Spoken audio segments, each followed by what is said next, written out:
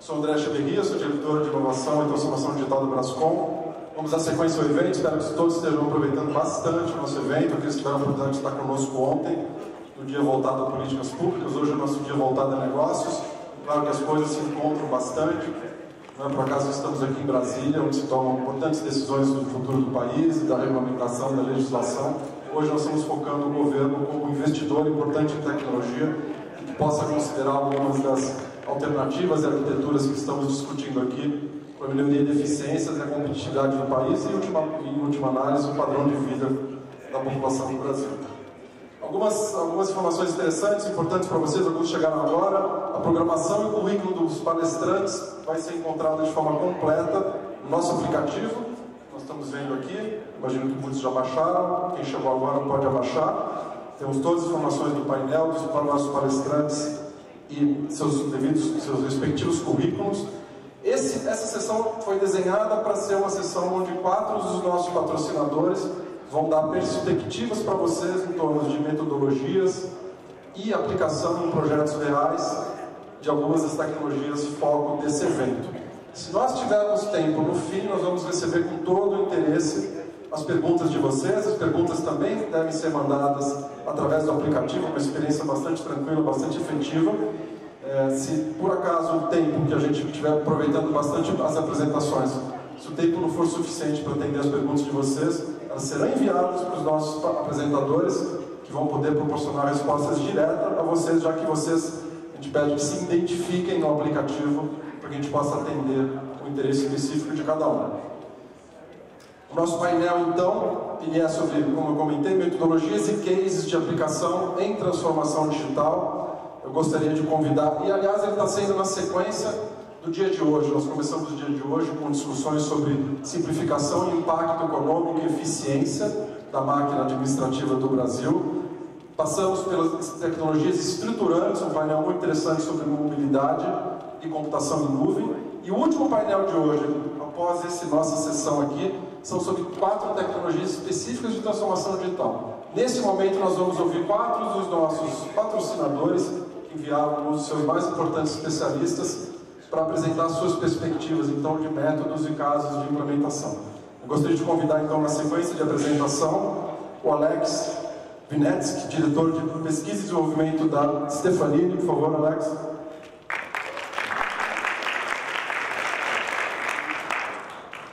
Na sequência, eu quero chamar o Guilherme Artuso, diretor do setor de Public Sector no Brasil da Unisys. Por favor, Guilherme.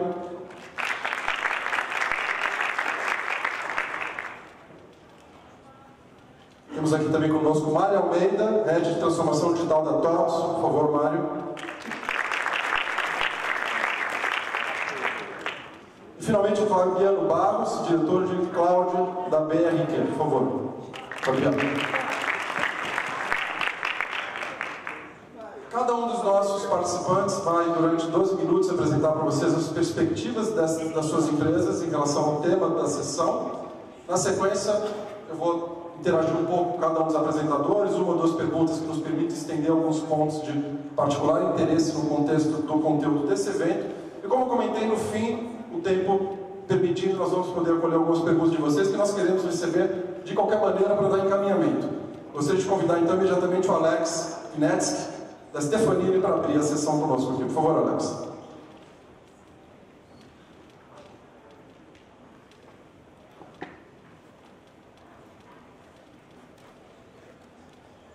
Boa tarde. Obrigado a todos aí pelo tempo de vocês, principalmente o tempo logo depois do almoço. Então espero poder despertá-los um pouquinho. A gente vai falar sobre um projeto fascinante, um projeto de implementação de um assistente cognitivo na Caixa Econômica Federal. E esse projeto ele é interessante por 2 fatores fundamentais.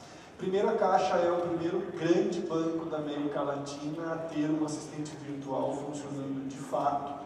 Então a gente escuta de vários outros projetos em pilotos contínuos, testes maiores, testes menores. A gente não está em teste.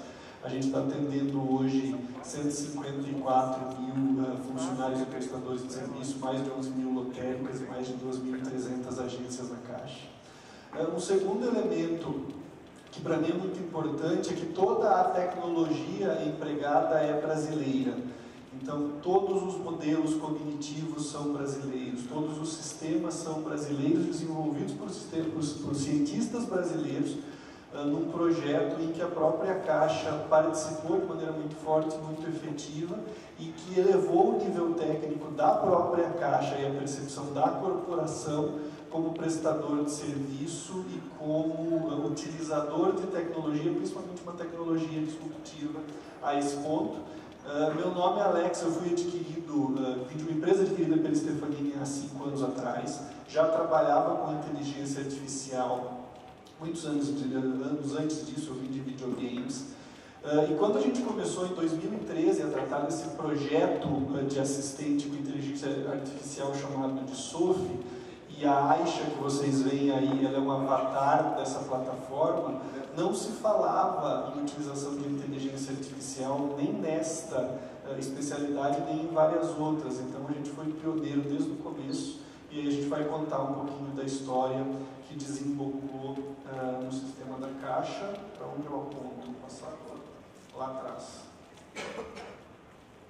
Não sei se está chegando até lá. Vamos. Passa mais um slide para mim, por favor.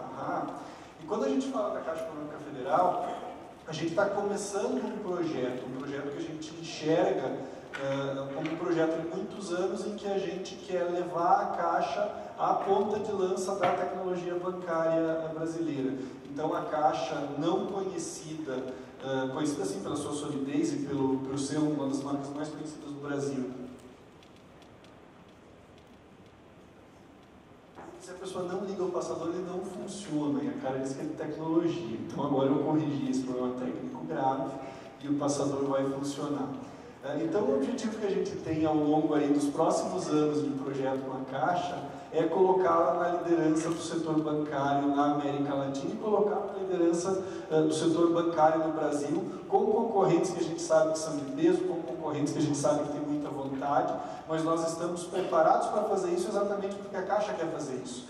E a gente sabe que consegue fornecer as condições exatamente por esse time que a gente vem construindo ao longo de 10 anos. E quando a gente começou a pensar nessa plataforma Sophie, a grande diferença do que a gente fez foi não seguir um caminho padrão. Então eu não vou ser técnico nem chato, mas assim, enquanto a maioria dos players mundiais seguiu um caminho do que a gente chama de utilização de redes neurais, a gente usou uma coisa completamente diferente, que são redes semânticas e algoritmos genéticos, e isso acabou trazendo um retorno muito efetivo em velocidade de implementação, em valor de implementação, em manutabilidade da plataforma.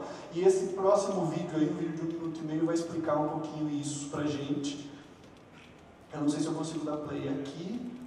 É só passar que ele já roda aqui. Então vamos lá.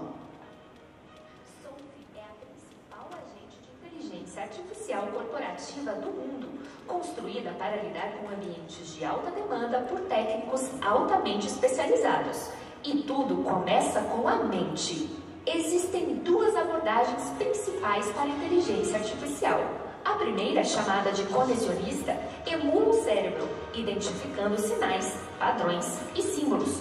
Na comunidade de inteligência artificial, essa abordagem é replicada através do algoritmo Deep Neural Networks.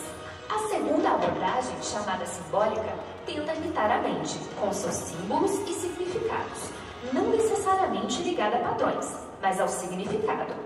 O que torna Sophie tão forte é que ela combina as 2 abordagens em uma mente poderosa. Sophie usa uma abordagem simbólica, através do uso de redes semânticas, para entender conceitos e relacionamentos. É assim que Sophie tem a capacidade de entender o significado de palavras e frases e relacioná-las com o mundo real. Sophie aprende em um ritmo mais rápido e pode ser implementada em um curto período de tempo. Além disso, a velocidade é maior do que qualquer outra ferramenta no mercado. E ela foi projetada para ambientes complexos, de alta demanda. Sophie pensa usando um processo simbólico, que leva a um processo de aprendizagem mais rápido, além de melhores habilidades de conversação e compreensão do usuário. Sophie também é o primeiro agente de inteligência artificial que faz uso das redes comuns de conhecimento, 3 milhões de palavras correlacionadas, com uma instalação inicial sem qualquer instalação de dados. um arquivo colaborativo global que relaciona conceitos humanos para fazer SOAFI chegar à compreensão profunda de uma pergunta. Facilmente extensível, o DNA de SOAFI deve ser integrado com muitos sistemas diferentes. A SOAFI também foi projetada para conectar os sistemas legados, as ferramentas ITSM, o CRM, o ERP e mais, oferecendo uma experiência de ponta a ponta em uma única tela, que surpreenderá o usuário final. A capacidade de carregar dados mais rapidamente na plataforma de inteligência artificial é um aspecto que a torna única. Quando nós começamos o projeto SOAFI, nós éramos 5. Hoje, apenas no núcleo de SOAFI, a gente tem 40 pessoas trabalhando. No mundo inteiro, são mais de 200 profissionais, então o SOAFI está implementado hoje em mais de 40 grandes operações no Brasil, nos Estados Unidos, na América Latina. Vou mostrar alguns desses logos daqui a pouco. Não existe hoje operação da Stefanini que não tenha um componente de automação. O SOAFI é um desses elementos, tem muito mais gente boa pensando em outros elementos, de pelo menos 30%. Então, a automação para a gente não é um desejo, é uma realidade. O nível de satisfação agregado da plataforma hoje, se a gente pegar todas as operações, é de mais de 85%. Os usuários dizendo que gostam dela. E falando de velocidade de implementação, enquanto vocês escutam falando aí que a implementação de plataforma cognitiva leva 2, 3, 4 anos, nós começamos o projeto Caixa em dezembro de 2016 e nós tivemos o Go Live no dia 2 de setembro de 2017, portanto foram 9 meses de trabalho envolvendo aí até um número pequeno de profissionais, foram mais ou menos 60 profissionais trabalhando nisso, e desde então ela vem crescendo, a gente vem trazendo versões novas da plataforma com features novas que não são só features funcionais. Muitas delas são features que tratam do elemento cognitivo e da maneira como ele entende e como ele percebe o mundo. E aí, a gente trata isso de maneira muito multidisciplinar. Eu acho que esse é um dos outros elementos que são importantes nessa conversa. Como é que a gente faz isso crescer? Como é que a gente entende a natureza do negócio? E quando a gente fala de SOAFI hoje, e acha que a gente está falando, no caso da Caixa, desde financiamento imobiliário até seguros, até atendimento de hardware, nós colocamos profissionais do negócio junto com os desenvolvedores, junto com profissionais de marketing, junto com profissionais de engajamento, para que a gente consiga não só entender tecnicamente a necessidade, como entender a necessidade do negócio, como entender as necessidades de integração, entender a visão do usuário, tanto o usuário interno quanto o usuário externo, e trazer uma plataforma que faz sentido e uma solução que faz sentido muito rapidamente. Hoje a gente está acostumado a começar e entregar um projeto de SOAFI, e o projeto da AXA talvez seja o grande exemplo que a gente tem no Brasil, em 3 ou 4 meses, que é um tempo impensável, e a gente continua obcecado em fazer isso ainda mais rápido.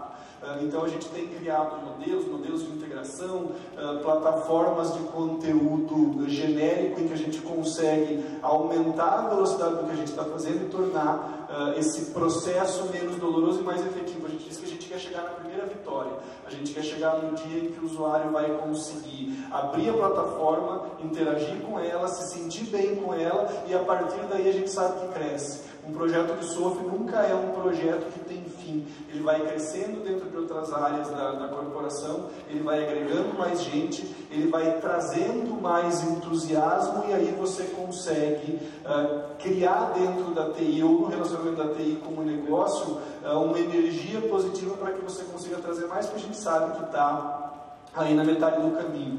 E uma coisa extremamente interessante, quer dizer, o custo total de ownership, que é o TCO que está ali, o custo total de propriedade, ele vai caindo ao longo do tempo. Conforme você vai fazendo mais implementações da plataforma, conforme você vai agregando mais áreas, o custo total de licença cai, o custo total de interação cai. Uma interação via SOAFI, ela custa hoje mais ou menos 1/6 do que custaria uma interação normal via telefone ou outro canal de atendimento normal. A gente quer chegar a 1/8 ainda ao longo desse ano. Então a gente faz com que o ROI seja muito efetivo e muito rápido.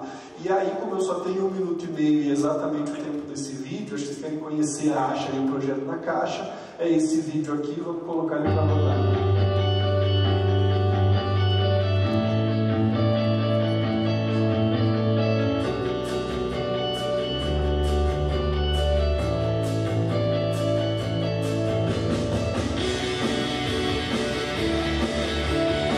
Aí a gente está logando no portal de serviços da Caixa, que tem a Sophie morando ali, acha, né, que você entra nela.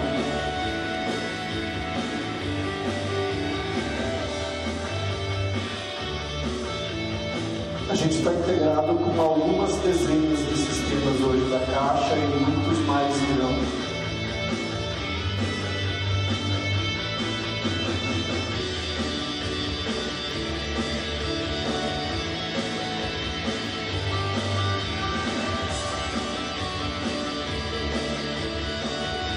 Quando a gente fala de Skype, a Asha é uma entidade. Você chama ela do seu Skype e colocando na plataforma, ela vai conversar com você como se fosse um atendente humano.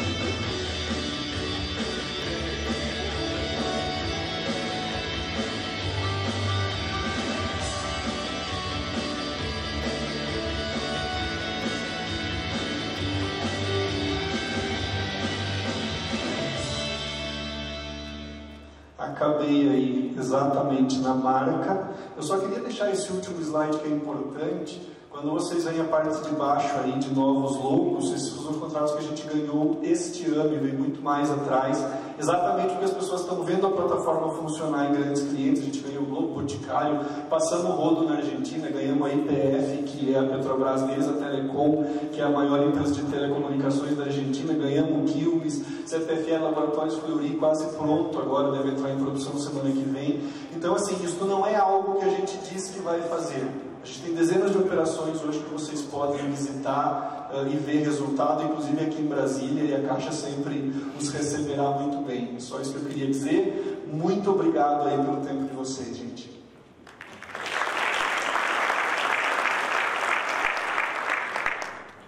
Alex, muito interessante a apresentação, acho que super ilustrativa.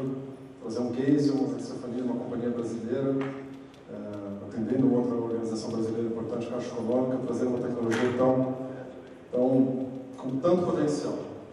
E me ocorre a curiosidade do seguinte: a Stephanie, uma empresa brasileira, mesmo com o alcance global que vocês têm hoje, nós temos lido muito, sabemos que outras corporações globais de tecnologia estão investindo pesadamente em inteligência artificial. Podemos citar nominalmente dois dos nossos associados, que muito nos orgulham, a Microsoft e a IBM, são citadas também pela imprensa especializada, como investindo muitos recursos em desenvolver o mercado de inteligência artificial. Conta pra gente um pouco o que significa para uma companhia como a Stephanie disputar oportunidades de negócio com corporações multinacionais desse porte. Boa pergunta, obrigado. A gente atende a Embraer, e eu me lembro que a primeira vez que eu entrei no galpão da Embraer, que quando você vai lá a primeira vez eles te levam para ver os aviões, eu quase chorei. Literalmente, eu vou muito de azul, né? Então eu vou no Embraer 95 muito, e aí você vê aquele bando de aviões feitos por uma empresa brasileira que é uma das melhores do mundo. Então, assim, a gente sabe que no Brasil, quando você trabalha duro, e aqui é bem duro mesmo, você consegue chegar no nível dos maiores do mundo. Mas a resposta fundamental é foco. Então, enquanto essas empresas elas fazem aplicações genéricas que têm que ser usadas para muitas coisas, então elas produzem APIs, que você vai no site, consome as is, e a partir disso você precisa construir muitas das soluções. Nós construímos a solução integralmente. A gente sabia o que queria, sabia por que queria, sabia as necessidades dos nossos clientes, e a partir daí esse produto decolou. Uma vez que o produto decola, em tecnologia você tem uma coisa chamada lei de aceleração do retorno. Eu fiz mais, eu implementei mais, eu errei mais, eu tenho mais experiência, e aí eu consigo ter feedback muito mais rápido, evoluir a plataforma mais rapidamente, e a gente está ganhando contratos hoje nos Estados Unidos e na Europa desses players. Não é que a gente é competitivo em português. Bacana ver o vigor e o sucesso que vocês têm alcançado. Uma segunda pergunta: como você vê a maturidade do mercado brasileiro para a inteligência artificial hoje? Está muito quente. Então, 2 anos atrás havia uma curiosidade. Ano passado a gente fez as primeiras implementações muito grandes. Caixa foi uma delas, TIM, Porto Seguro, algumas outras, Embraer. Esse ano todo mundo quer, literalmente. Assim, a gente começou o ano fechando contratos exatamente porque as pessoas estão vendo o resultado e só tende a crescer. Nos próximos 2, 3 anos a gente vai ter uma aceleração muito maior, porque em 2 anos a maneira como se vê atendimento hoje não existirá mais. Não existirá mais atendimento via telefone, que você tem um call center falando com as pessoas, já é passado e daqui 2 anos vai ser arcaico. Vai ser como aqueles telefones que você tem de disco que a gente hoje só usa em museu. Alex, muito obrigado mais uma vez. Obrigado, Excelente apresentação. gente. Muito obrigado pelo tempo de vocês.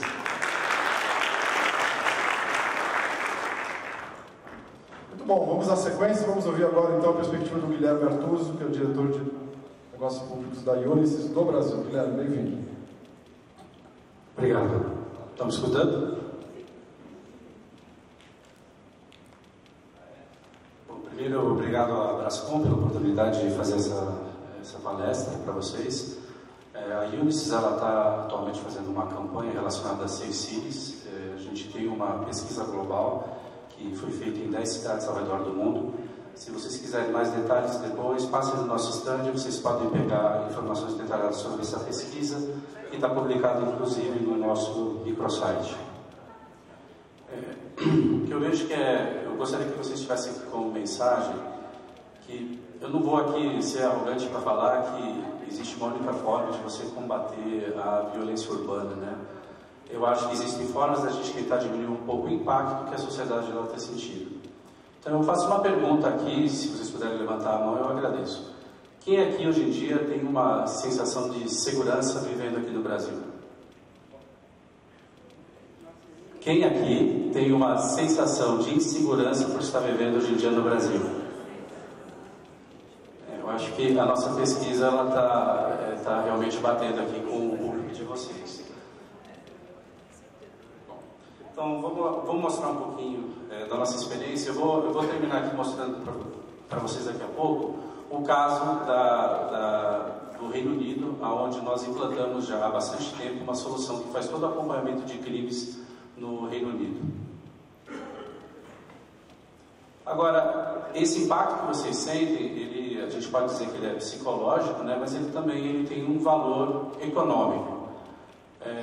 Eu vou colocar 3 números aqui que eu acho que são interessantes. Isso aqui foi um estudo do IPEA. Ele detectou que 6% do nosso PIB no ano de 2016 ele estava relacionado à perda com itens de segurança. Só como base de comparação, o governo federal, em 2016, ele teve um gasto de 120 bilhões com saúde e de 100 bilhões com educação. Ou seja, aquilo que a gente está perdendo dinheiro da insegurança, a gente poderia praticamente dobrar o investimento em saúde e em educação no nosso país. E a gente tem aí, até uma pequena pesquisa aqui com vocês, que realmente existe um aumento da sensação de insegurança, que é uma coisa ruim para todos, né? O impacto disso, no final da ponta, é que a gente tem aí problemas de diversos presídios e tudo mais.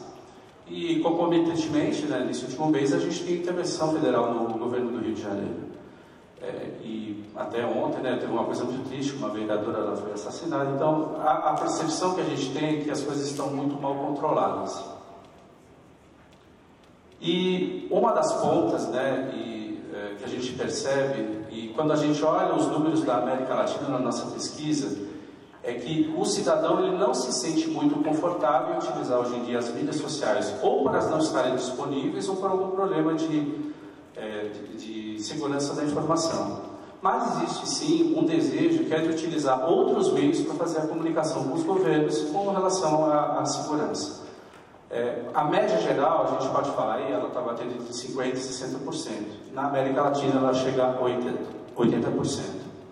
E se a gente tivesse mecanismos para fazer essa comunicação, no mundo é considerado que se eu pudesse fazer uma denúncia através do Facebook, ou através do Instagram, e eu pudesse ter uma conexão direta com os órgãos competentes, 57% estaria disposto a utilizar.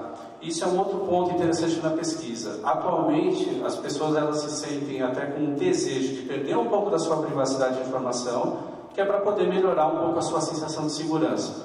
E isso aí está estratificado, inclusive, por cada uma das regiões do mundo. Na América Latina, essa mesma sensação, essa vontade de passar informações por apps chega a 74%. Ou seja, isso ainda não está chegando para todos. E o que a gente acredita, né?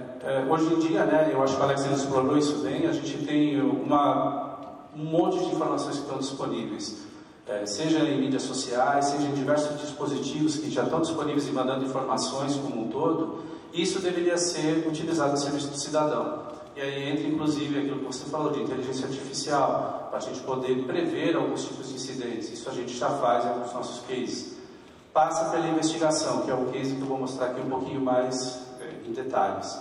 E depois a detenção, que é um problema crônico que a gente tem tido, né? A gente tem até um Ministério da Segurança Pública e a gente não consegue resolver isso, apesar de todo o investimento que tem sido feito nos últimos anos.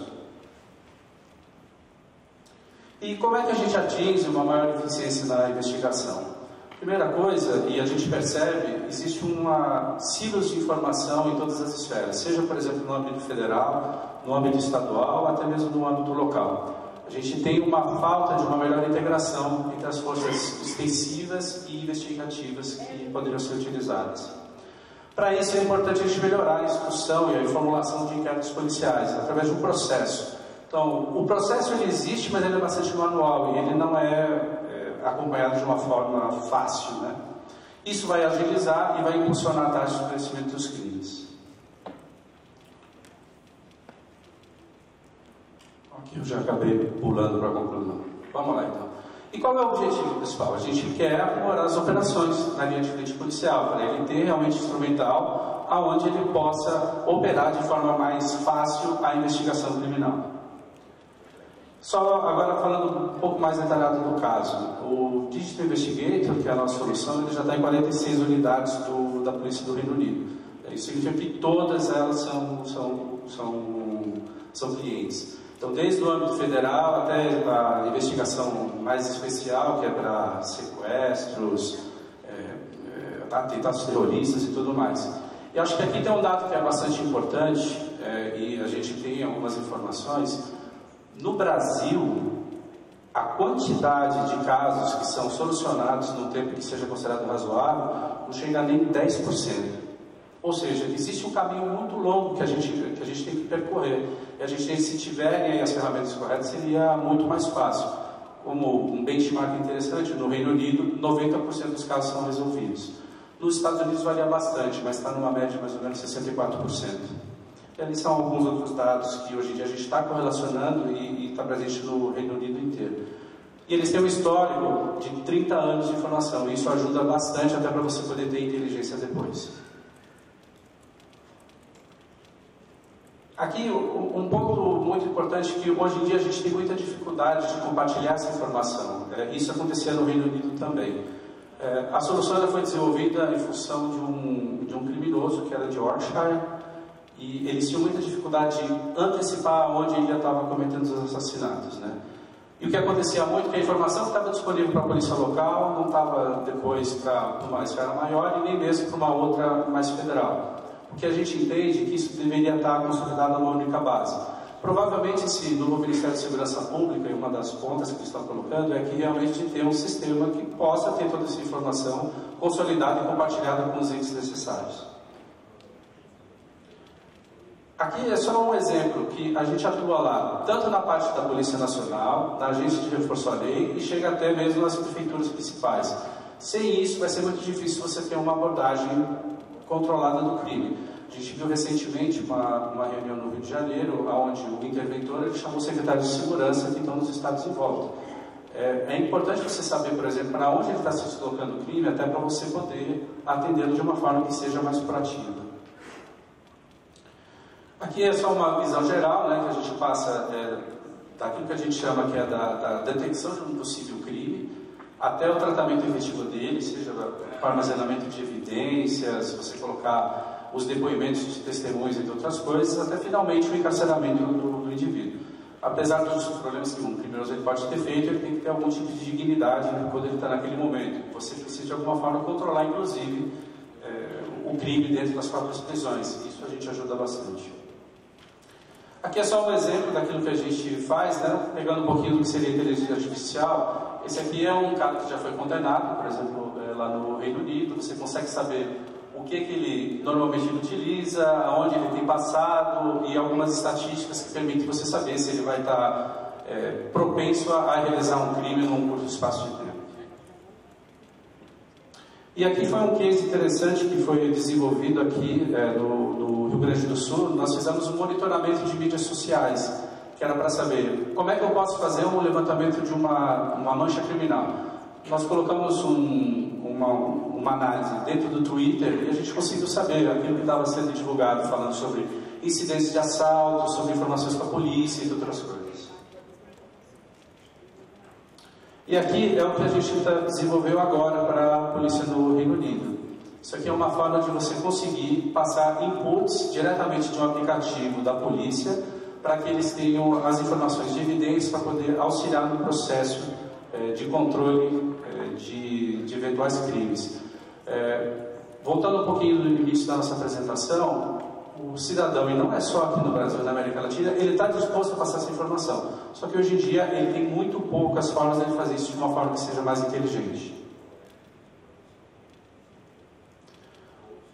O que nós colocamos como algumas recomendações, até para a gente aproveitar mais esse mundo digital, né? Que ele oferece várias alternativas, né? Primeiro, as autoridades elas têm que habilitar essa comunicação de via dupla, ou seja, receber informações, divulgar problemas e tudo mais. O governo ele tem que engajar mais os cidadãos nisso. A gente viu na apresentação de hoje da Prodesp, no da manhã, acho que ali é uma tentativa muito interessante, que é de você conseguir fornecer serviços e aí conseguir obter também mais informações dos seus cidadãos. Os governos eles têm que direcionar a mudança e comunicar o valor do equilíbrio entre o uso da sua informação privilegiada e aquilo que você vai ter de vigilância. Está muito claro que eu acho que eu perderia um pouco da minha privacidade para poder fornecer mais informações para o governo, até pela sensação de segurança que a gente tem passado.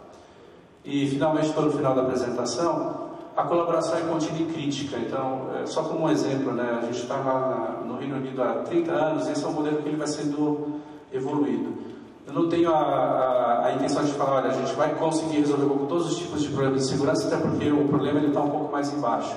Mas a gente consegue reduzir um pouco a sensação de insegurança, melhorar alguns índices, se a gente tiver um processo um pouco mais controlado. É isso que eu queria passar para vocês. Obrigado.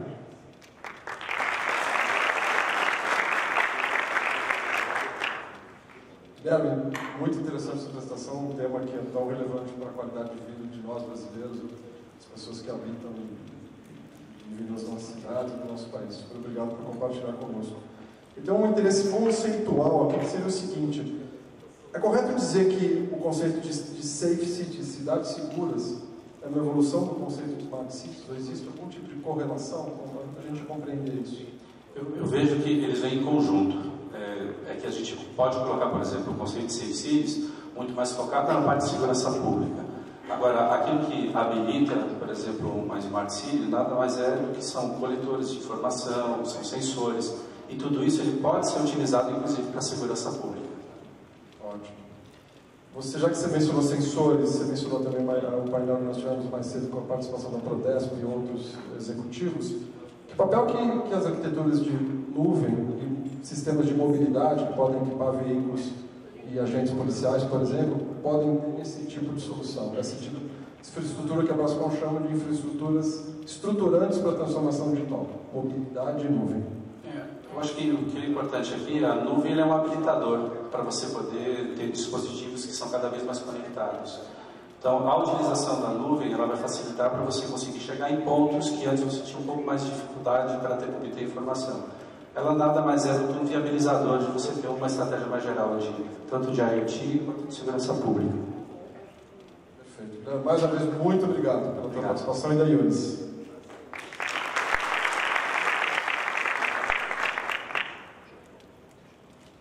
Vamos dar sequência aqui na nossa sessão muito interessante, convidando então o Mário Almeida, o Head de Transformação Digital da TOTS, para compartilhar o conteúdo deles conosco, sobre inovação ágil, um tema bastante relevante. Por favor, Mário. Obrigado. Boa tarde, pessoal, tudo bem? Prazer estar aqui de novo, terceiro seminário, terceira vez que eu venho, muito bom estar com vocês. Vamos falar rapidamente aqui um pouco sobre esse momento que a gente tem vivido de velocidade exponencial da inovação e tudo que acontece ao nosso redor, sejam os colaterais positivos ou negativos, eles também são muito rápidos, ou seja, eles mudam, eles aparecem e eles vão muito rápido.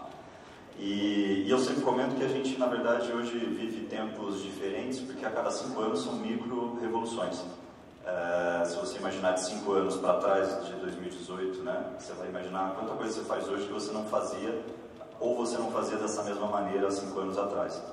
E se você projetar isso para frente, a velocidade vai ser a mesma, ou na verdade ela vai ser até maior, né, porque você tem o conceito de aceleração tecnológica, onde tudo que já aconteceu até agora traduz só um pouquinho, né, só parcialmente aquilo que vai acontecer depois.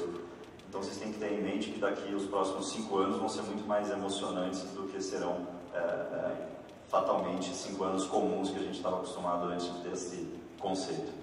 A gente vai falar então de um conceito básico que é a saída exponencial. Eu vou apresentar um case para vocês de um cliente nosso que já está linkado nesses conceitos. Eu vou dar algumas sugestões do que são drivers para que você habilite o seu negócio, habilite a sua atuação para isso, né, para essa era de digital. E obviamente apresentar um framework rápido sobre como organizar o processo criativo, o processo de inovação, ou o processo de produção do meu negócio, baseado nessas premissas. Então, o que era a exponencial? Nada mais do que a função exponencial que a gente aprendeu na escola, na faculdade, aplicada à vida, ou aqui no caso, à história da humanidade. Então, vocês veem que depois de um certo período, ao longo de milhares de anos, a gente começa a ter micro-revoluções, ou seja, tudo vai evoluindo muito rápido. Nos últimos 100 anos, a gente passou de ondas de rádio a foguetes reutilizáveis, né? Então, no meio de tudo isso, a gente está vivendo e nesse período vocês viram o quanto isso agregou em qualidade de vida. O homem, talvez em termos históricos, nunca tenha tido tanto acesso à tecnologia e conforto como a gente tem hoje. E do ponto de vista econômico, a mesma coisa, ou seja, qualquer pessoa de classe média hoje tem um nível de conforto e acesso à saúde, a benefícios que nenhuma pessoa antes dele na história da humanidade teve, nem os reis da época do colonialismo ou do feudalismo tiveram acesso a esse tipo de coisa. E do ponto de vista da era exponencial, aplicada àquilo que a gente chama de computação, né? Mesma forma, os últimos 60, 70 anos na história da informática foram prodígios, mas a gente começa a acelerar de fato muita mudança. Primeira grande onda, computador pessoal na casa das pessoas e nas empresas. Segunda grande onda, mobilidade, internet e conexão sem fio. Acho que isso só é possível vocês saírem daqui hoje num aplicativo de táxi, porque existe conectividade sem fio e existe dispositivo com poder computacional na sua mão para fazer isso. Então, assim, a era das redes que a gente inventou lá atrás, né, ainda nos anos 50, hoje ela é ubíqua, né? Então, assim, todo mundo aqui pode estar conectado nesse momento sem necessariamente precisar de um cabo. E todo mundo pode estar online 24 horas por dia, independente do lugar onde você esteja. Alguém que acompanhou notícias essa semana, Elon Musk já está lançando os planos para você comprar dados da empresa dele de satélite por internet, né, para prover internet via satélite. E por incrível que pareça, os preços que ele colocou na internet são mais baratos do que a gente paga atualmente na telefonia convencional. Então vejam as telecoms de novo sendo disruptadas, né, ou sendo desafiadas com um modelo novo de negócio, porque a priori o Elon Musk não é de telecom, ele tem outros negócios, mas ele está também nesse negócio de prover dados e prover acesso. Por que ele está fazendo isso? Porque obviamente o carro elétrico dele está conectado 24 horas por dia. E qual que é o conceito claro que ele tem na cabeça dele? Algo parecido com essa curva. Então, no momento presente, se a gente usar, obviamente que a série histórica ela é importante, olhar para trás e as premissas que a gente teve anteriormente ela é importante, mas se você imaginar o futuro como foi no passado, você vai fatalmente errar, porque as suas projeções elas vão estar muito aquém daquilo que de fato vai acontecer. Estou falando um pouco do case da Swiss Re, um videozinho rápido para mostrar como que esse cliente está se preparando para esse novo momento. A Swiss Re é um grupo com mais de 150 anos de existência, presença global em mais de 20 países e desde 2013 com uma presença no Brasil, onde a gente começou a operação com a aquisição da antiga UBF.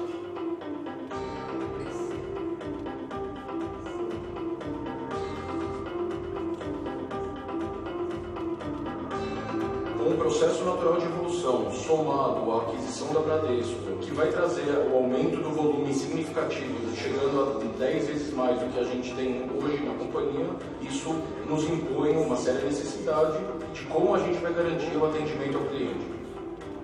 A implantação do Fluid marca também o início de uma nova era para a companhia no Brasil. A gente passa a ter acesso agora a inúmeros canais, a um número incrível de corretores que são corretores da Bradesco Seguros. Nós falamos de mais de 35 mil corretores que passam a ter acesso aos nossos produtos. A companhia muda de patamar.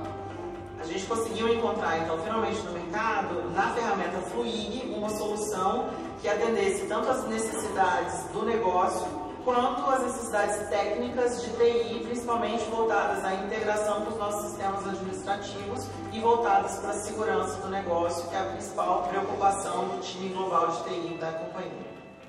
O cenário final nosso é ter uma ferramenta onde nós controlamos todos os processos nossos internos via uma ferramenta de fluxo de trabalho e ter os controles de los relatórios. Uma vantagem da Fluig é uma ferramenta totalmente mobile, e então os usuários poderiam acessar a ferramenta, fazer suas aprovações, suas transações de qualquer lugar, de qualquer equipamento, em qualquer hora. Isso muda completamente a nossa forma de gerir. Você passa a ter uma informação muito mais precisa, muito mais ágil e consegue ter uma facilidade muito maior para gerir o nosso negócio. Ele passa a ser uma ferramenta central do trabalho da companhia.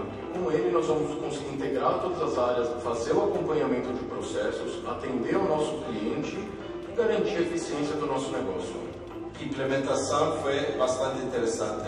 Tivemos um excelente trabalho de equipe aqui dentro da Suíça de várias áreas. O desafio de se implementar uma ferramenta em 60 dias que parecia impossível veio se tornando e se tornou uma realidade dentro da companhia.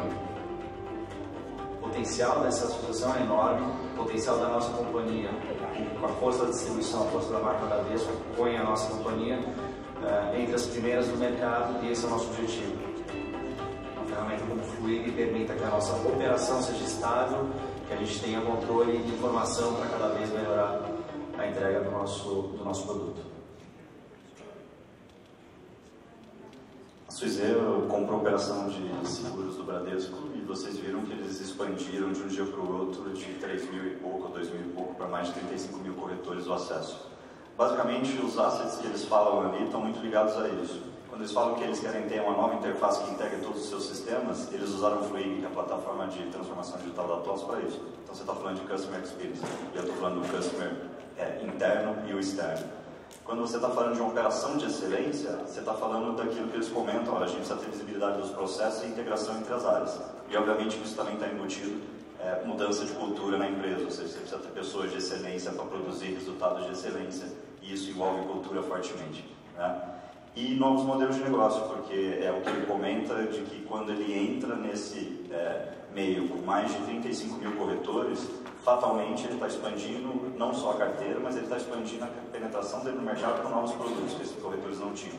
E novos produtos levam a novos modelos de negócio, né? Se a gente imaginar a transformação digital para o setor de seguros, talvez seja um dos mais interessantes cases, onde o uso de inteligência artificial, por exemplo, vai mudar completamente a premissa de você fazer um seguro de carro ou não, né? Você vai poder ter produtos literalmente sob medida ou on demand de acordo com o seu uso, e o modelo preditivo de risco deles vai obviamente ficar muito melhor, o que no final do dia pode significar seguros mais baratos ou mais personalizados do que a gente tem hoje. Então, esses três parâmetros são muito chaves, né? Experiência do consumidor, ou experiência do cliente de maneira geral, uma operação de excelência, a visibilidade dos dados faz parte disso, revisão de processo faz parte disso, mudança de cultura faz parte disso, e obviamente você está habilitando a sua organização para novos modelos de negócio, porque se existem micro-revoluções a cada 5 anos, significa que o seu modelo de hoje não vai servir para o futuro, ou fatalmente você vai ter que estar preparado para ele ser flexível. E o que a gente chama de framework de inovação? Inspirado no David Rogers, ele é um autor americano, que tem um livro, mais de um livro na verdade, já sobre transformação digital, muito bacana, e ele criou esse conceito para a gente analisar a competitividade, não só com as ferramentas do passado, mas unindo as duas coisas, e o que ele chama de trem de competitividade. E aí são dois exemplos, né? Então você tem o exemplo, inclusive, da Microsoft como produtora do Windows, o o exemplo da Lenovo como produtora de laptop, a Best Buy, uma loja americana, como distribuidor disso, e o consumidor na outra ponta. Isso é como era antigamente, né? É assim que funcionava. Você produzia alguma coisa, entregava para alguém que habilitava o consumidor para usar e a distribuição ocorria por um outro ente e o consumidor estava lá na ponta. O que acontece hoje com transformação digital é mais ou menos isso. O exemplo que ele dá aí é a Sony, quando você tinha lá um músico talentoso, a Sony como gravadora, produzia o show, produzia o disco desse sujeito, o CD dele, entregava como um modo de distribuição, que no caso aqui a gente está usando o iTunes, né, como exemplo, já era digital, e o consumidor ia lá e consumia. Então vejo que esse modelo, que já parece moderno, ele já sofreu disrupção e ele tem aquilo que ele chama de concorrência simétrica e assimétrica. O assimétrico é o que está no lado de cima, né? Então o que a gente está vendo lá é que o YouTube é um concorrente para você ouvir música, não só o iTunes, ou seja, muita gente fica no trabalho, inclusive, com fone de ouvido ligado no YouTube, né? Ou ela pode estar ligada no Spotify. Então você tem mais dois elementos aí para dar um exemplo muito simples de um concorrente que não estava no seu radar e que agora é um concorrente para chegar no seu consumidor final com o seu produto mãe ou chave, que é a produção artística. Isso é aplicável a todos os negócios hoje. Então uma empresa, de novo o exemplo do táxi, que é muito bom, né? Uma empresa de táxi em São Paulo que tinha um alvará, que era um mercado fechado de mais de 60 anos, em 2 anos os aplicativos de mobilidade urbana destruíram valor fatalmente nisso. Um alvará de táxi hoje em São Paulo não vale nada. Qualquer um pode ser um táxi, né? Só se habilitar nos outros aplicativos de mobilidade. E aí, para finalizar, no meio de tanta novidade, no meio de tanta velocidade de pensamento, você pode imaginar o seguinte: qual é a prova dos 9 que eu tenho que fazer dentro do meu negócio para que eu não entre na hype, que a gente diz, ou seja, que eu não entre numa onda errada, numa moda que não vai gerar valor. Esse framework também é interessante porque, na verdade, ele é um exercício com você mesmo, na sua empresa, com a sua equipe, do Simon, que são 3 perguntas, né? É o porquê, o como e o que você está fazendo. E se você conseguir fazer esse exercício e preenchendo os círculos, né, que é a metodologia dele, basicamente você vai conseguir responder para você se você realmente está resolvendo uma dor de mercado, uma dor do seu cliente, ou se você está fazendo coisas que vão agregar valor para ele, que obviamente não vão te levar para o sucesso. Acho que é mais ou menos esse o recado. Muito obrigado.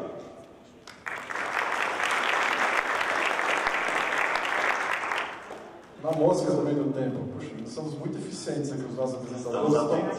Mandem perguntas que talvez tenhamos a oportunidade de atender algumas. É só usar o aplicativo, compartilhar suas perguntas aqui, nós vamos direcionar, aproveitando o tempo que eles estão ajudando a gente a gerar aqui no fim. Mário, super interessante, terminou falando do teu círculo aí de propósito, lembrando que a Brascom escolheu, junto com nossos associados e conselho, na virada do ano, no planejamento estratégico, trabalhar por um Brasil digital e conectado. E nós estamos, inclusive, publicando no nosso site público, eu vou entregar aqui para vocês no fim da sessão, está estampado dos 2 lados do salão, nessas folhas em formato grande, o propósito, a partir do propósito de construir um Brasil digital e conectado, como que nós podemos ajudar os candidatos a presidente do Brasil do futuro, eleito ou eleita, a seguir algumas propostas e recomendações. Contribuam com sugestões de vocês, é uma construção viva, como o Sérgio Paulo diz aqui, é um trabalho de design thinking coletivo. Mas falando nisso, então obrigado pela oportunidade que você mostrou. Exatamente isso que eu ia comentar. O teu cliente implementou em 60 dias a solução que você mostrou para a gente, o projeto. Certamente isso não foi feito usando metodologia tradicional, waterfall, sequencial. 60 dias iam virar talvez 6 meses, né? Aspecto humano disso, como que a TOTUS ajuda uma companhia como aquela a se preparar um aspecto humano de capacitação técnica, que for necessário, a poder não só usar a tecnologia, mas capacitá-los a desenhar uma arquitetura de solução e trabalhar de forma realmente ágil. Como que vocês apoiam isso? Para todos está muito claro o seguinte, e nós estamos praticando isso com nós mesmos, né, e depois a gente recomenda para o mercado, para os nossos clientes. Você não faz hoje transformação digital, você não muda a cultura olhando ferramenta, né? Então, muito se diz hoje no mercado, a gente discute isso fatalmente, que o grande comprador hoje, na verdade, de tecnologia acaba sendo o sujeito de negócio. Por quê? Porque ele é o cara que está no front da operação, ele sabe o que está acontecendo e ele sabe onde está a dor. Muitas vezes os processos desenhados lá atrás, eles não identificam que como o mundo mudou, o comportamento do consumidor mudou, ele não identifica mudanças que são às vezes sutis, mas que têm um grande efeito. Então hoje para nós a mecânica não é vender features, é vender solução. E para isso a gente abarca consultoria fortemente. Você não faz transformação digital normalmente sem consultoria, porque você precisa abarcar conhecimento, você precisa abarcar comparação, você precisa abarcar dados, e obviamente que nem toda empresa tem isso dentro de casa. Então você traz uma visão externa, mas sobretudo você envolve. Vocês viram no vídeo do Suizê que várias daquelas imagens que são reais da época do projeto, as pessoas estão trabalhando juntas. Então tem equipe de implementação trabalhando literalmente o dia todo com a equipe interna da empresa. E de novo é uma mudança cultural, né? Porque ser ágil é um asset quase obrigatório do nosso tempo, né? E só que ser ágil significa um monte de coisa, entre elas ser flexível. E as pessoas normalmente são flexíveis? Não, ninguém gosta de mudança normalmente, a priori mudar dói. Só que a gente está na era de que as pessoas têm que amar a mudança e abraçar a incerteza. Se você não tiver também essas duas características muito fortes no seu time, você vai sofrer mais. Então é mais ou menos isso, a gente hoje junta muito conceito, mas não leva só ferramenta para o cliente, a gente leva a solução e leva a consultoria. Bacana. Você mencionou algumas coisas que a TOTVS tem feito. O Lércio Cosentino, presidente da TOTVS, um grande empreendedor brasileiro da nossa indústria, contou um pouco do projeto de transformação digital da própria empresa ontem aqui. Falou muito do novo edifício sede de vocês, que é impressionante, realmente vale a pena que a gente tiver a oportunidade de conhecer. Estão convidados. Estão convidados. Obrigado. Nos surpreendeu a todos com a afirmação que o projeto de transformação digital da empresa também tem uma jornada de 3 ou 4 anos. Já que você está hoje aqui, né, representando a TOTVS, além de colegas seus, conta alguma coisa, internal information para a gente, o que é viver um pouco esse processo e por que nos surpreende ver que a empresa que cresceu tanto futuro como a TOTVS também tem uma jornada de 3, 4 anos, é um timing importante. Por que isso? Isso, no mundo startup, a gente fala que é o seguinte, né, como a ração do seu cachorro. Né? Então, a gente não está colocando regra para o cliente ou um modelo que a gente não esteja experimentando dentro de casa. A sensação é divertida, mas falando de novo, com o DNA de que você tem que gostar da mudança. Né?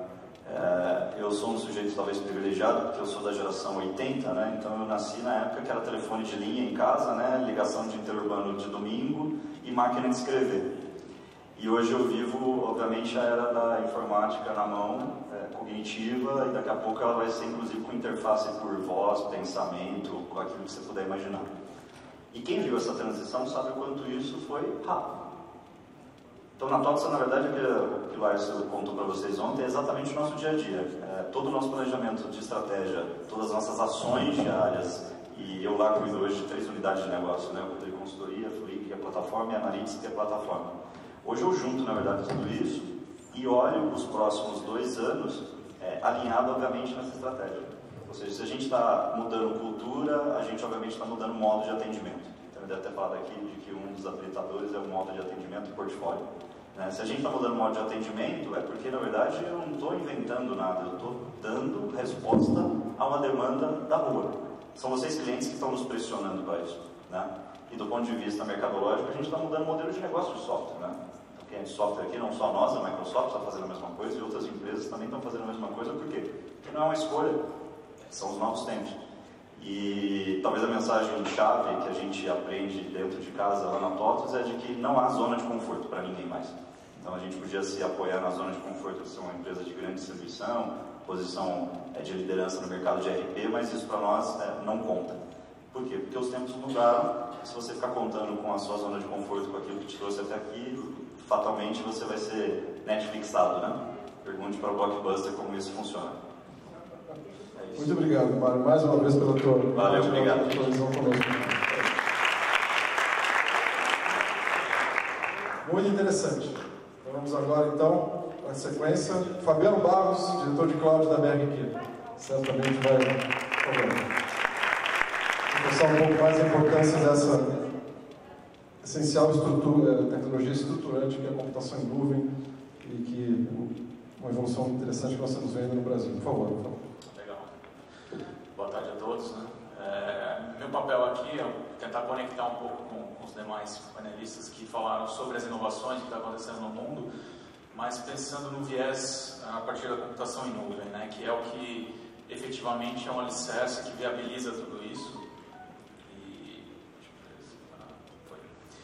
E viabiliza tudo isso. Né? Então, para a gente conectar com isso, a gente precisa falar um pouquinho dessa jornada digital. Como é que isso funciona e como é que existe a viabilidade hoje das jornadas digital das empresas e das organizações. Né? Então, como é que a gente consegue criar experiências incríveis, né? E aí, queria só mostrar rapidamente um caso, né? Quem tem filho pequeno ou passou pela fase dos filhos pequenos de levar para vacinar, sabe o quanto isso pode ser traumático e tudo mais. Então, pô, será que dá para digitalizar um processo como esse? Dá para trazer inovação digital? Então, eu queria passar esse videozinho só para mostrar como isso tem acontecido. Mas, ó, vamos lá. Bem rapidinho. Peraí, deixa eu pegar aqui. Vai, escudinho, vai, escudinho. Funciona. Obrigada. Caramba, filho, o que você acha disso? Então, essa é uma experiência digital. Como é que a gente chega nisso, né? Basicamente, para criar uma experiência digital, a gente precisa inserir a criatividade na operação. Então, eu tenho que conseguir conectar a operação às necessidades e trazer inovação para esse modelo. Então, uma intersecção aí entre o lado esquerdo do cérebro e o lado direito, né, que são os que a gente tem que fazer ali do dia a dia sequencial, para o cognitivo, onde eu tenho toda a parte de interação, inovação. A chave é conseguir conectar tudo isso dentro da jornada digital, né? E aí, quando a gente está falando do mundo de velocidade, em trazer um ponto de intersecção entre negócios, tecnologia e cultura, né? Então, quando eu consigo trazer isso, né, trabalhar a cultura, como a Tots falou muito bem, a questão cultural, né, precisa ser trabalhada, trazer isso para o negócio e ter a tecnologia certa, correta, disponível, aí é o ponto de intersecção onde a gente efetivamente consegue acelerar a jornada digital. Então, se a gente pensar no framework de jornada digital, a gente está falando que a gente começa com pensar e desenhar, então a gente tem que pensar e trabalhar todas as ferramentas para elaborar a jornada, apontar e definir as tecnologias, ou seja, como que isso vai ser suportado. E aí a gente pode falar de várias tecnologias, inteligência artificial, Big Data, blockchain e cloud, como uma dessas tecnologias que suporta todo esse framework, né? E depois a parte de construção e evolução, como é que a gente traz isso para o mercado, como é que a gente opera, como é que a gente corrige rápido e evolui com essas plataformas. E aí a gente falando um pouquinho de nuvem, aqui conceituando nuvem, mas dentro do conceito que existe um conceito teórico de nuvem, a gente tem que saber que nuvem é um ambiente que eu tenha sob demanda, ou seja, eu tenho que ter isso à minha disposição, tem que ser rápido, tem que ter mínimo esforço, porque se eu não tiver nenhuma dessas características, eu não consigo inovar, eu não consigo ter agilidade. Então, a gente precisa da elasticidade e eu preciso também que isso seja de uma forma mensurável, para que eu consiga coletar dados e melhorar sempre o processo. Hoje, dentro deste modelo de nuvem, né, com aquele conceito de agilidade, inovação, aqui eu tenho alguns exemplos de serviços que já estão prontos, né, disponíveis de forma rápida, escalável para qualquer um.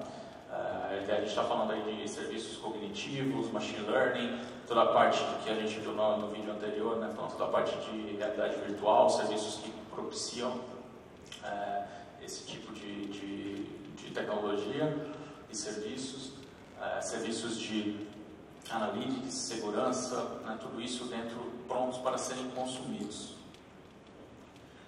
E a pergunta que fica é: o que acontece quando esses serviços se tornam acessíveis não só a grandes empresas, né? Se a gente pegar na evolução, muitos desses serviços já existem há 20, 30, 50 anos, né? Mas eles só eram acessíveis a grandes empresas ou grandes organizações, né? E hoje isso é acessível a qualquer um, né? Basicamente, a gente conhece uma série de startups que começam com um cartão de crédito, uma ideia e vontade de fazer. Então, isso acaba mudando o mercado, né? E aí o que acontece quando isso acontece?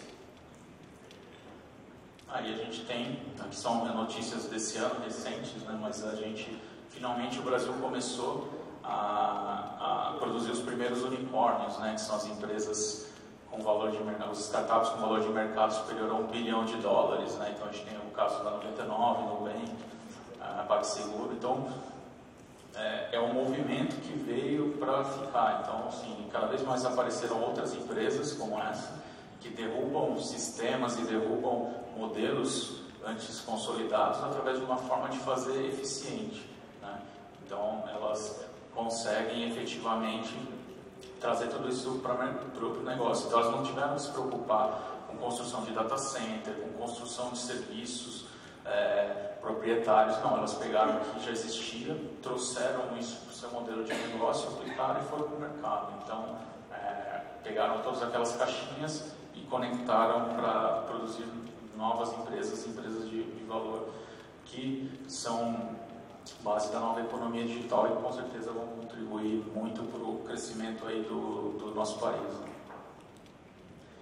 Eles investem em energia, né, no que importa, né, no negócio, né, são ágeis, são digitais. Então, quando a gente está trabalhando com modelo de nuvem, a nuvem é o pavimento todo que conecta todos esses serviços e permitem que as empresas efetivamente gastem dinheiro, gastem energia, né? Não só as empresas, mas as organizações, não que importa, o negócio, o serviço que ela vai prover, seja para o seu cliente, seja para o cidadão, no caso da área pública, né? Então isso acaba sendo o que realmente importa, foco no negócio, né?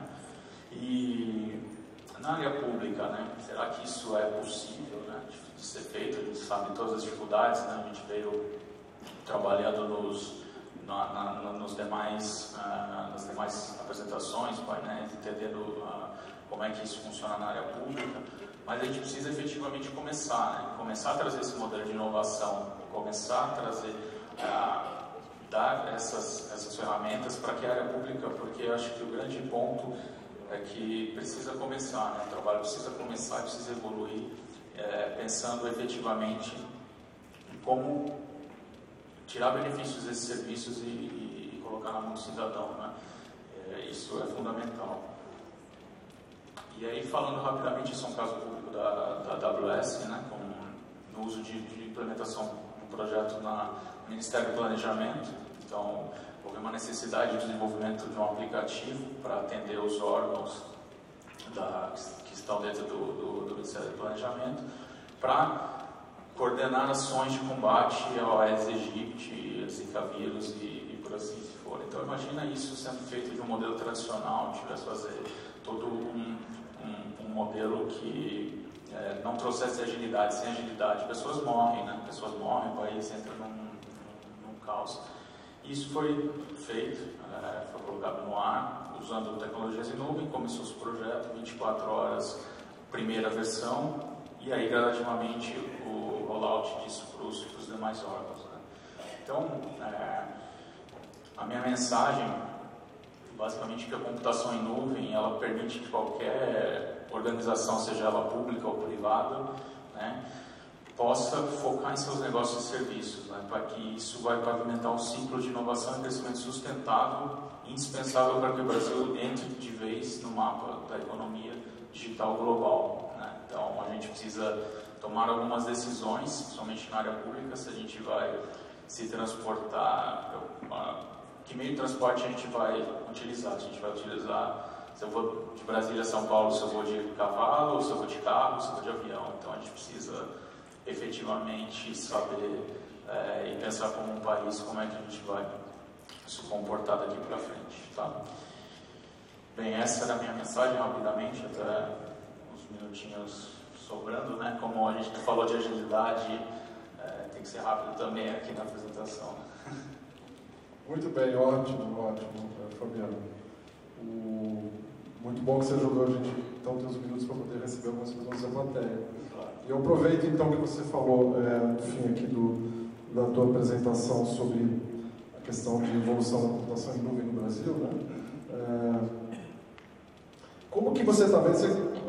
Você está há alguns anos já trabalhando com vários dos provedores globais e nacionais de computação em nuvem no papel de vocês da BRQ de integradora. Você citou a Microsoft, citou a Amazon, que são associados e patrocinadores do evento, além de outras companhias que têm, inclusive brasileiras, que têm oferta de soluções de nuvem no Brasil, também associados da Brascom.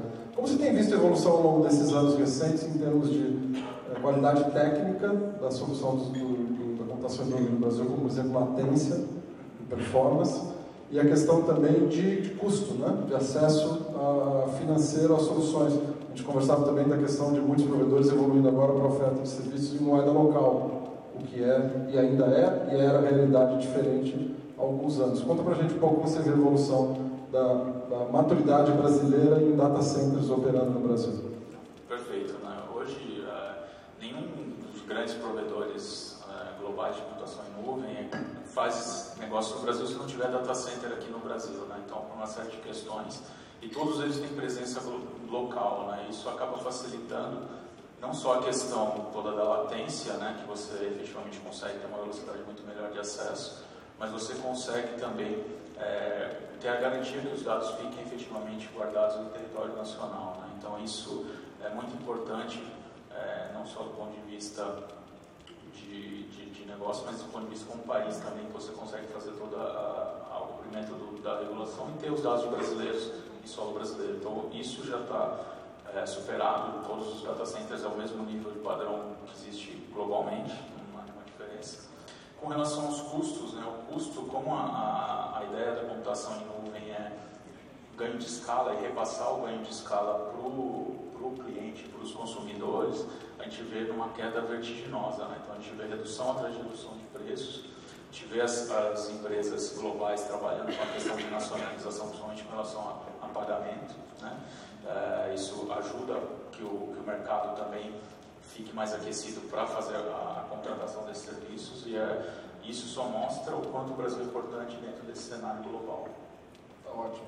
Eu vou então aproveitar o tempo, os 8 minutos que nós temos, para fazer uma pergunta da plateia a cada um de vocês. Eu queria primeiro pedir uma salva de palmas então ao Fabiano para poder começar. Senta conosco aqui. Eu vou fazer justamente para você a primeira das 4 perguntas então, que a plateia nos enviou, que é a seguinte, Fabiano. Você mostrou o projeto do Ministério do Planejamento. Né? A nuvem é só para grande empresa, é só para um grande órgão público, como o Ministério do Planejamento, a Caixa Econômica, o Banco do Brasil? Ou a pequena e média empresa tem acesso, tem capacidade técnica e vai se beneficiar da computação em nuvem também? Essa é a pergunta da plateia.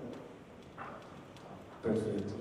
Basicamente, a computação em nuvem para pequena e média empresa, ou pequenas entidades, enfim, qualquer tipo de pequena organização, ela é assim, o caminho natural, não tem jeito.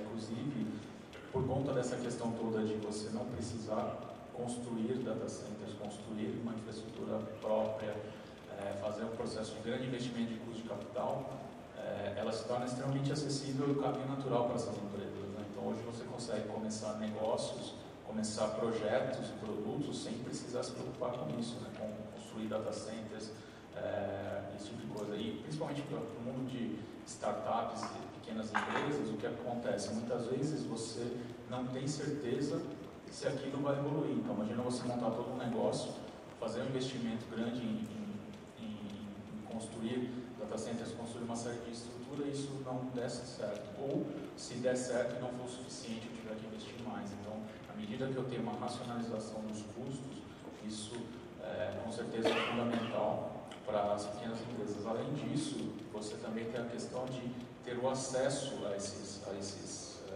tipos de serviço, né? Vou te dar um exemplo muito simples, né? Você tem uma solução, você precisa fazer backup dos seus dados, né? Imagina que o quão trabalhoso é você fazer isso de uma forma eficiente se você é uma pequena empresa. Na nuvem você simplesmente encripta seus dados, transporta para a nuvem e vai armazenar pagando apenas aquilo que você usa. Ótimo, obrigado. Guilherme, em relação a projetos de segurança pública, principalmente na esfera municipal, uma pergunta semelhante, na verdade. Vocês têm visto na Unisys demanda apenas por grandes capitais e cidades regionais importantes do Brasil? Ou uma cidade de menor porte, ela também teria capacidade técnica e financeira de trabalhar com vocês e desenhar uma arquitetura, uma solução? Como que você vê o progresso disso? Como tem sido um pouco a demanda da Unisys em relação a diferentes portes de municipalidade no Brasil? Em italiano, prefeito é chamado de sindaco, que é o mesmo conceito de síndico. Então, os problemas que, por exemplo, os prefeitos eles têm encontrado no dia a dia deles está relacionado a tudo, a educação, a segurança, a saúde. Então, a pauta de segurança está em todos eles, né? O que a gente tem sentido é que eles têm, apesar da baixa quantidade de recursos que eles têm feito, eles têm tentado utilizar a estrutura que muitos governos estaduais disponibilizam E eles tentam integrar isso também com informações que estão disponíveis nas regiões, então, câmeras de vigilância e outras coisas. Então, isso é uma forma fácil de você conseguir viabilizar um pouco melhor o acesso de informações de crime, né? Porque no frigir dos ovos, tal qual um síndico, ele vai ser cobrado também no aspecto de segurança. Então, guardadas as restrições de orçamento, é muito possível trabalhar e fazer alguma coisa que seja facilmente executada. Ótimo. Ou seja, priorização do tipo de investimento, talvez o desenho de um faseamento do projeto. Com certeza. Perfeito. Alex, sobre a tua apresentação de inteligência artificial, o que foi, conta pra gente alguma fase crítica de implementação do projeto na Caixa, o que teria sido isso e como que vocês ajudaram a Caixa a priorizar perfil de usuário ou perfil de projeto, já que você citou tantas áreas diferentes que hoje estão sendo implementadas, como que é a priorização disso? Primeiro, você tem que ter uma disponibilidade do cliente em mergulhar numa jornada que é uma jornada nova e diferente. Em segundo lugar, a gente tem que estar consciente de que a gente vai errar e tem que estar disposto a errar. E o cliente tem que estar disposto a errar. Então, aquela relação normal de cliente-fornecedor num projeto desta complexidade e que nunca foi feito é muito diferente. Então, o que a gente dizia assim, não adianta vocês olharem para o exemplo, não há exemplo, não adianta olhar para o caminho, não há caminho, a gente precisa de vocês de um e a gente vai errar. E a gente vai errar porque nunca foi feito. E eu acho que a Caixa foi um grande parceiro nesta jornada. E a disponibilização veio a partir de necessidades que foram identificadas. É uma empresa pública, então foi identificado a partir do processo que nos levou a iniciar esta jornada em particular. E com o sucesso desta jornada em particular, aí sim se abriram as possibilidades de iniciar outras jornadas dentro da corporação. Por isso que a gente diz que num projeto deste tipo não existe fim. Existe um começo perene, existe um aprendizado perene, um crescimento perene. Ou seja, uma maneira bastante moderna de se pensar. As startups dizem a importância de falhar rápido, aprender com a falha, não fail fast. Interessante trazer isso para projetos dessa magnitude. Mário, temos uma pergunta aqui sobre...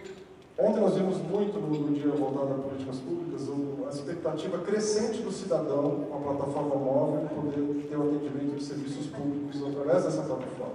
É uma ferramenta de inclusão social e digital importante. Como que as organizações públicas podem lidar com essa demanda crescente, as expectativas crescentes, e ao mesmo tempo enfrentarem obstáculos de diversas naturezas, financeira, maturidade, existência de alguma área específica da administração que tem as suas razões para retratar um pouco a implementação de novos serviços? Que tipo de recomendação vocês teriam? Como vocês ajudariam uma organização pública dessa natureza a priorizar um pouco a expectativa do seu cliente, que é o cidadão, com a sua maturidade, com a sua evolução de investimentos? Uma visão nesse sentido? É a pergunta que nós temos. Boa. Eu acho que existem já, do ponto de vista governamental, algumas iniciativas que aproximam startups que têm soluções para o setor público e, obviamente, as autarquias ou os departamentos. Mas muito devagar, né? A gente precisa ter isso mais veloz. Então, hoje, se você quiser, você entra agora no seu celular, compra uma viagem internacional, compra um carro, troca de casa, mas para muitas coisas muito mais simples do que isso, você precisa comparecer pessoalmente, levar 3 cópias do seu RG autenticadas, obviamente esperar uma fila, né, porque o atendimento é sequencial, e perder metade do seu dia. Então, da mesma maneira que o consumidor do ponto de vista privado, né, ele já é digital e as empresas estão correndo atrás de também serem com seus processos e as suas interfaces, o cidadão também já é digital. E o exemplo do case do Aedes aegypti é bacana, porque é óbvio que quando a gente começa a ter doenças que dependem muito mais de informação para ver prevenção, se você se utilizasse dos mesmos mecanismos, né, que empresas privadas usam para vender produtos de consumo, você ia ter, obviamente, a informação chegando na ponta do ponto de vista usando a internet, usando a tecnologia de redes sociais, ou seja, usando onde as pessoas estão de fato e o que elas estão vendo ou ouvindo. Então, eu acho que entre vários temas urgentes, né, do Brasil, principalmente no ano de eleição, acho que é importante o papel da Brascom em fazer o documento do Brasil Digital. E um dos capítulos do Brasil Digital tem que ser exatamente esse, né? Que o cidadão consiga, de fato, na ponta do dedo, resolver os problemas dele ou as soluções que ele precisa do Estado, em todos os âmbitos, né, municipal, estadual e federal, mas que, sobretudo, isso gere eficiência para o Estado, né, que não tem recurso para tudo, e que talvez a tecnologia seja a grande aliada, inclusive, para isso.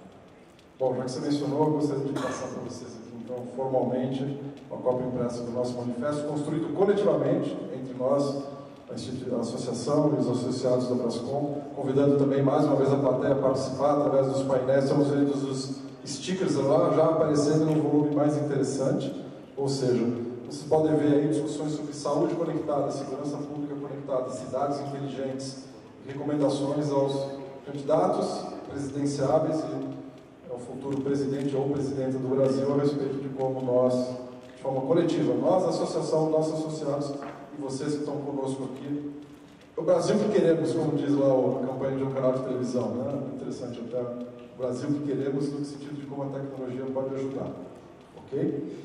Eu gostaria de então entrar na fase aqui de encerramento com algumas, se a gente tiver ainda alguma última pergunta, a gente não pode fazer, mas algumas notas e informações, que seria o seguinte, me passaram aqui.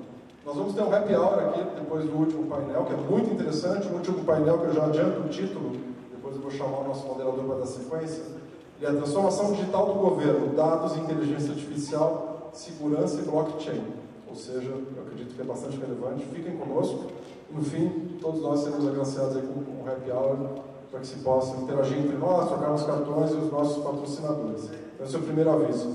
O segundo aviso, nós já informamos mais cedo, o Sérgio Paulo Galindo, presidente da Brascom, ele acaba de publicar uma tese do seu mestrado, discutindo tributação e serviços de computação em nuvem. É um material bastante interessante, bastante específico. Nós convidamos aqueles interessados que têm interesse em participar de um sorteio de algumas unidades do livro. Depositem, ainda dá tempo de depositar na urna lá na entrada o seu nome. No fim da última sessão nós vamos fazer o sorteio dos livros que estiverem aqui disponíveis para aqueles interessados, para ter certeza que o livro vai ser utilizado por alguém que atua ou tem interesse em conhecer mais do assunto da tese do Sérgio Paulo, que é um livro patrocinado inclusive pela Brascom. Tá? Pedimos também a gentileza que vocês nos ajudem a preencher a ficha de avaliação do evento. Esse é o terceiro evento.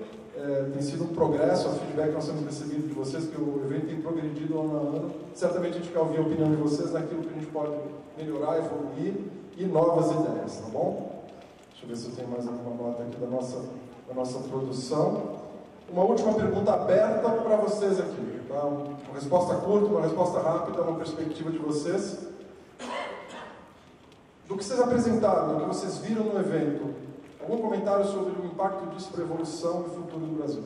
Aberta, abrangente, mas que vocês possam dar uma perspectiva sobre por que isso tudo é importante para o futuro do Brasil. Uma palavra rápida de cada um de vocês. Na sequência que vocês acharem também.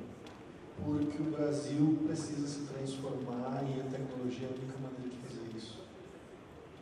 Obrigado, Alex. Eu acho que a importância é porque se a gente não acordar, se a gente não fizer isso, a gente não tem futuro. Então, temos de ter um futuro, certo? É melhor que possamos construir. Acho que transformação digital tem um ethos que é fazer mais rápido e mais barato. Então, se a gente aplicar isso a tudo, literalmente tudo, acho que a gente melhora bastante o nosso futuro e o presente. Presente, né? E a tecnologia auxilia muito também na inclusão social, né? Então, acho que isso, e hoje em dia a gente está faltando bastante isso no Brasil, acho que é muito importante utilizar a tecnologia para diminuir a pobreza, aumentar a qualidade de vida das pessoas mesmo. Excelente, excelente, pessoal. Queria realmente agradecer mais uma vez muito a participação de vocês, das suas empresas, certamente trouxeram perspectivas complementares interessantes. Todos apresentaram o caso de implementação, foi aquilo que a gente sugeriu. Tenho certeza que agregou muito para o evento. Muito obrigado. Eu gostaria, antes de encerrar, e agradecer mais uma vez com um aplauso para vocês, chamar então, para vir se dirigindo ao palco, Raul Darcy Rocha, vice-presidente executivo da Stefanini, que vai moderar o último painel. Pessoal, muito obrigado mais uma vez.